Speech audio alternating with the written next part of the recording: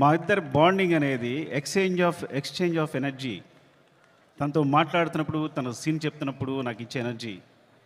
ఎప్పుడైనా ఒక సీను రావాల్సిన పోరాటం చేస్తాడు. మీరందరూ ఒక ఫైట్ కోసమో లేదా సీక్వెన్స్ కోసమో కాదు, ఒక ఎక్స్ప్రెషన్ కోసం ఫైట్ చేస్తాడు తను. ఒక చిన్న ఎక్స్ప్రెషన్, ఒక ఐబాల్ లేపాలనో, ఒక లిప్ మూవ్ చేయాలనో, లేకపోతే వాయిస్లో ఏదో ఒక షివర్ రావాలనో, అంటే ఒక స్టార్ పర్ఫామ్ చేయడానికి పడే తపన అనేది ఒక డైరెక్టర్కి మామూలు ఎనర్జీ రాదు. డార్లింగ్, నువ్వు నమ్మకపో, కేవలం నేను ఈ సినిమా చేయడం నీ గురించి తప్ప ఇంకేం లేదు, నీ మీద ప్రేమ తప్ప ఇంకేం లేదు. ఈ కథ క్రియేట్ అవ్వడం వచ్చు, మాట్లాడడం వచ్చు.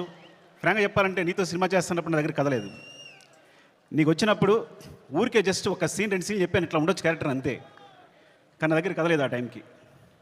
సో నువ్వు నమ్మి నా తర్వాత నువ్వు నాకు ఇచ్చిన ప్రతి క్షణం నాతో మాట్లాడుతూ ఎనర్జీ కానీ, మన ఇద్దరిని కూర్చున్నప్పుడు నువ్వు ఒక సీన్ చెప్పినప్పుడు నువ్వు ఇచ్చే తపన కానీ, సీన్ గురించి పడే తపన కానీ, ఈ వ్యక్తి కోసం ఏదైనా చేసే ఇచ్చరాలి.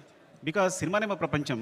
ఆ సినిమాల్లో ఈ సినిమాని ఒక స్థాయి తీసుకెళ్ళడానికి వ్యక్తి ప్రయత్నిస్తున్నాడు అంటే ప్రతి ఒక్కరికి ఒక ఎనర్జీ వస్తుంది. సెట్లో మొత్తం అందరికీ శ్రీవల్లి చెప్పినట్టు, శ్రీల చెప్పినట్టు, లేదా అందరూ నా టెక్నీషియన్స్ చెప్పినట్టు, నా అసిస్టెంట్ చెప్పినట్టు, ప్రతి ఒక్కరికి కూడా ఏదైనా ఇప్పుడు ఫర్ ఎగ్జాంపుల్ అంటే ఒక ప్లాట్ఫామ్ క్రియేట్ చేస్తాడు తను ఈ హైలో.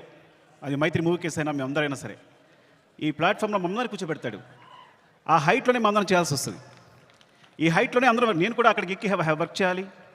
ఏ ఆర్టిస్ట్ అయినా, ప్రొడ్యూసర్స్ అయినా, టెక్నీషియన్స్ అయినా ఆ హైట్లోకి వెళ్ళి వర్క్ చేయాలి మేమందరం.